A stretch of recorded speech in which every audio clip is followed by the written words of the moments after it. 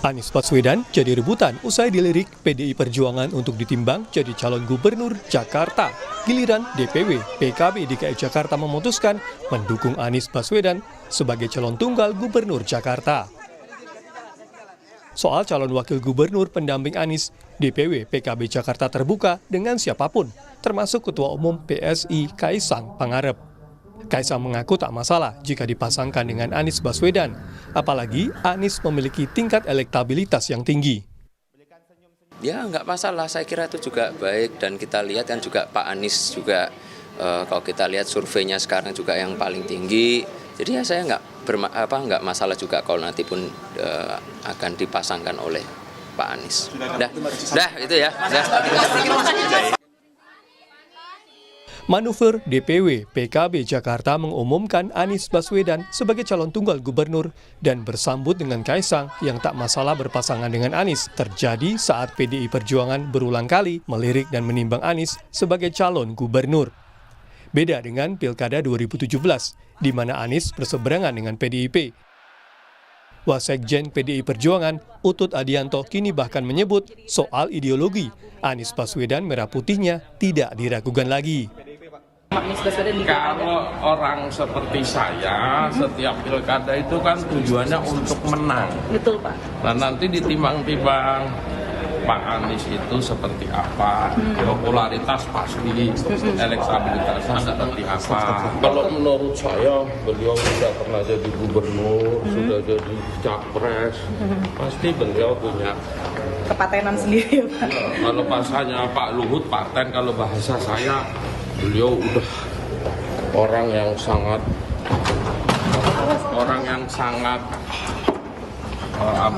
sudahlah merah putihnya nggak diragukan. Selain faktor elektoral, pengamat politik menilai faktor Jokowi dan residu Pilpres akan menjadi pertimbangan PDIP untuk menentukan calon gubernur, termasuk menimbang nama Anies Baswedan. Bagaimanapun Jakarta sangat krusial dan residu Pilpres belum sepenuhnya berakhir. Jadi siapapun calon yang akan diasosiasikan sebagai figur yang didorong oleh Jokowi atau Prabowo itu akan mendapatkan scrutiny ya, dari PD Perjuangan. Dan kalau misalnya itu yang terjadi, Anies Baswedan lagi-lagi mendapatkan privilege, keuntungan. Jika konstelasi politik Pilpres tereplikasi ke Pilkada Jakarta 2024, figur Anies Baswedan bisa jadi rebutan partai politik. Namun, peta koalisi masih terlampau cair meski Pilkada tinggal 5 bulan lagi. Tim Liputan, Kompas TV. Di saat PDI Perjuangan tengah melirik dan menimbang Anies Baswedan untuk diusung di Pilkada Jakarta, muncul wacana menduetkan Anies dengan Ketua Umum PSI Kaisang Pangarep. Apakah wacana duet Anies Kaisang muncul untuk menghadang PDI Perjuangan dalam menggait Anies? Dan apakah Pilkada Jakarta akan jadi ajang replikasi peta politik Pilpres? Sudah ada Wakil Sekjen PKB Saiful Huda, politisi PD Perjuangan Andreas Hugo Pareira, dan pengamat politik Kunto Adi Wibowo. Terima kasih sudah bergabung bersama kami. Saya langsung ke PKB dulu nih, Mas Saiful. Ini manuver baru setelah PDI Perjuangan melirik dan juga menimbang Anies untuk maju di Pilkada DKI Jakarta? Atau seperti apa?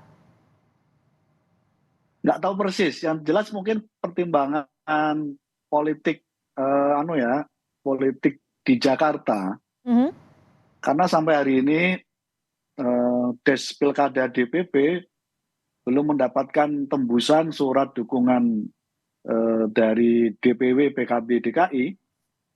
Karena secara tahapan memang ini baru tahap pertama dalam pilkada ini. Kebetulan PKB sudah punya mekanismenya yang ajak harus dipatuhi oleh semua struktur partai. Jadi hari ini DPW baru memutuskan untuk mengusung Mas Anies Baswedan, dan setelah itu kita tunggu suratnya. Kebetulan saya termasuk dari 9 tim Des Pilkada DPP belum mendapatkan tembusan dukungan dari DPW PKB DKI terhadap Mas Anies Baswedan. Jadi secara tahapan memang masih ada tahapan lagi. Setelah diajukan oleh teman-teman DPW, nanti suratnya disampaikan kepada DPP, Des Pilkada DPP. Nanti baru ada tahap yang hampir ada 3 tahap berikutnya. Tapi pasti sebelumnya sudah ada diskusi dong, Mas Saiful? Pertimbangannya kah? Belum. Sama sekali? Saya juga belum. Des Pilkada DPP belum dapat penjelasan detail menyangkut soal DPW PKB untuk mengusung Mas Anies Baswedan. Saya ke Bang Andreas. Bang Andreas, ini wacana Anies duet dengan Kaisang Pangarep, PDI merasa dijegal tidak? Karena sebelumnya sudah melirik dan sudah melihat saling memberikan pujian. Bang Andreas, audionya mohon maaf. Ya pertanyaan, silakan. Apakah Pak Anies berminat gitu sama Pak Kaisang untuk berdua dengan Pak Kaisang?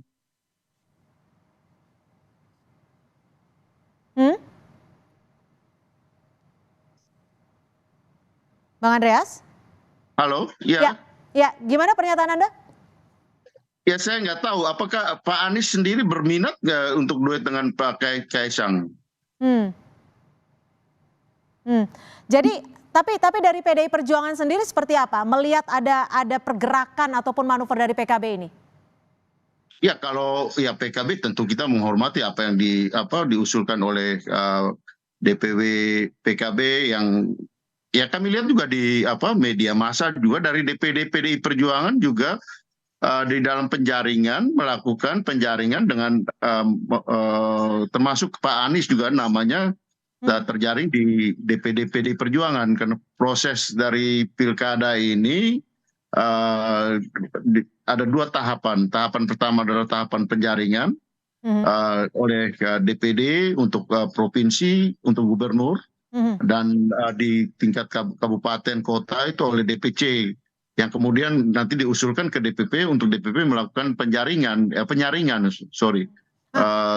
Dan tahapan sekarang adalah ya sudah selesai dengan tahapan penjaringan dan dikirim ke DPP untuk selanjutnya dilakukan proses penyaringan. Di dalam proses penyaringan tentu kita akan memperhatikan banyak aspek lah, ya tentu. Tapi aspeknya itu lebih berat ke Anies Baswedan kah atau seperti apa, Bang Andreas? Gini, jadi sebelum kita bicara nama, tentu setiap partai yang mencalonkan, mengusung pasangan tertentu akan memperhatikan aspek ya elektabilitasnya. Di situ kan kita perhatikan modal sosial dari si calon tersebut. Tentu dukungan politiknya, dukungan politik itu ya dukungan dari partai-partai untuk menggenapi jumlah minimal 20% dengan partai mana gitu. Kemudian juga tentu ya kita harus tahu bahwa di dalam pilkada ini ya faktor dukungan finansial itu penting gitu, sehingga tapi ya mungkin kalau Pak Anies tidak ada masalah soal itu gitu. Tapi aspek modal sosial, modal politik itu akan menjadi faktor yang penting untuk dipertimbangkan karena kita mau mencalonkan orang yang bisa memimpin dengan baik dan kemudian memenangkan pilkada itu. Oke, saya ke Pak Kunto. Pak Kunto, kalau Anda melihat dari pergerakan PKB ini, Anda membacanya seperti apa? Duet Anies Kaisang ini secara DNA memungkinkan tidak? Atau ini hanya sekedar jalan untuk menjegal PDI Perjuangan? Ya, yang pertama saya apresiasi dengan pergerakannya PKB yang bisa menggocek gitu kan, kalau bahasa anak muda sekarang, punten Kang Saiful Huda gitu. Bisa menggocek konstelasi politik di Jakarta yang sampai sekarang adem ayem aja gitu kan. Dengan paling tidak pergerakan PKB ini membuat banyak partai yang kemudian mengintensifkan komunikasi politiknya untuk membangun koalisi, karena catatannya di Jakarta tidak ada satupun partai yang bisa maju sendirian gitu Mbak. Lalu kemudian kalau soal, tapi kan ini tadi dari Kang Saiful Huda kan jelas bahwa bahkan di DPP sendiri pun belum menerima surat tembusan gitu.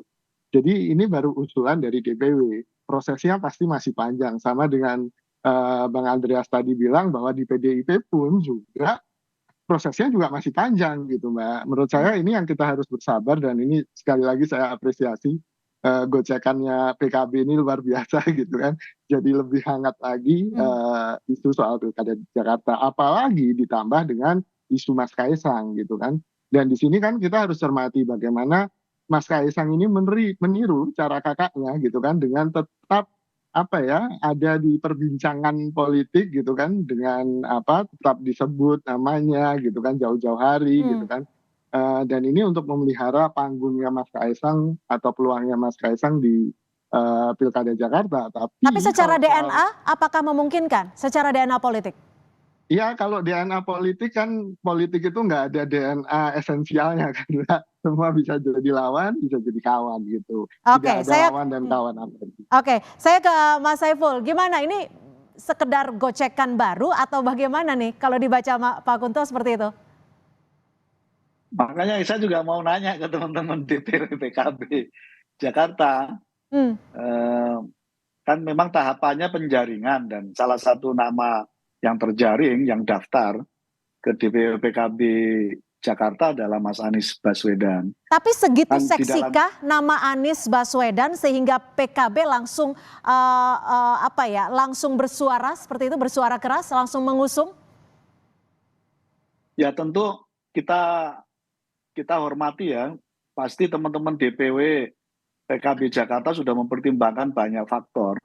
Tapi setahu saya memang simpatisan, kader dan pengurus PKB di DKI mengapresiasi prestasi Mas Anies 5 tahun jadi gubernur gitu, dan sampai hari ini popularitas, elektabilitas beliau juga tetap terjaga. Mungkin itu juga yang menjadi pertimbangan akhirnya mereka akan mengusulkan keputusan mereka mengusung Mas Anies untuk diserahkan kepada Despilkada DPP. Oke, saya ke Bang Andreas. Bang Andreas, kemarin kan Pak Utut sempat bilang peluang PDI Perjuangan untuk mengusung Anies ini artinya kalau bisa disimpulkan yang penting elektoral, asal bisa menang. Itu bagaimana? Apakah ini suatu statement untuk mengartikan asal bukan orangnya Jokowi dalam tanda kutip? Saya kira Anda membantah sendiri apa yang tadi disampaikan. Tidak ada hubungannya antara elektabilitas Anies dengan menghadang orang Jokowi gitu. Memangnya orangnya Jokowi harus selalu menang gitu? Kan tidak juga gitu kan. Jadi di sini kan sebenarnya Anies ini figur yang memang ya kita tahu bahwa Anies ini figur yang ya masih dominan dari segi elektabilitasnya. Yang terjadi kan justru orang mau mendompleng ke Anies kan di sini, sama seperti di Pilpres kemarin gitu kan. Ini kan ya mau mereplikasi tadi kan Mas Kunto sampaikan, ini replikasi ini dengan ya mendompleng siapa yang membutuhkan siapa sebenarnya di dalam proses sekarang ini gitu kan. Kalau kita lihat di sini kan justru ya kalau Mas Kaisang menyampaikan itu kelihatan sekali bahwa dia membutuhkan Anies gitu, mendompleng ke Anies gitu. Apakah ini kemudian cara untuk menjegal yang lain? Saya kira ya Mas Anies itu politisi yang matang dan paham persoalan. Kita tahu bagaimana kritik-kritik Mas Anies terhadap proses di dalam Pilpres kemarin gitu. Oke, tapi gini Bang Andreas. Termasuk proses sebelumnya yang terjadi sebelumnya, dan ini pun replikasi ini pun terjadi juga gitu di dalam ya menuju ke Pilkada DKI ini gitu. Oke, tapi gini Bang Andreas. Lihat ini transparan gitu, ya, terbuka. Saya potong, maaf. Kalau kita flashback ke belakang, sempat ada saling puji Anies Baswedan. Tapi kalau kita flashback juga di Pilkada 2019, di Pilpres 2024, Anies ini kan di gerbong yang berbeda secara politik maupun ideologis dengan PDI Perjuangan. Ya, Pilkada itu kan figur yang kita lihat di sini kan figurnya.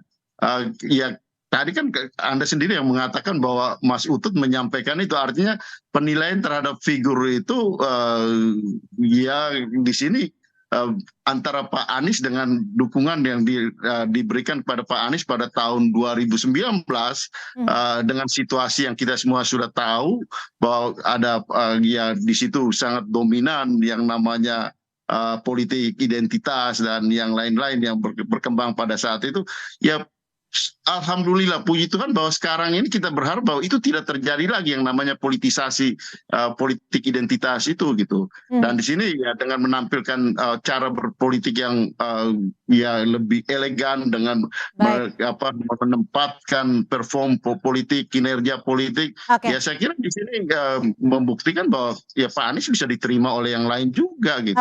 Baik. Termasuk di sini DPD PDI Perjuangan ikut mengusulkan Pak Anies. Baik, saya ke Pak Kunto. Pak Kunto, kalau Anda melihatnya, Pilkada 2024 ini akan mereplikasi Pilpres kemarin tidak?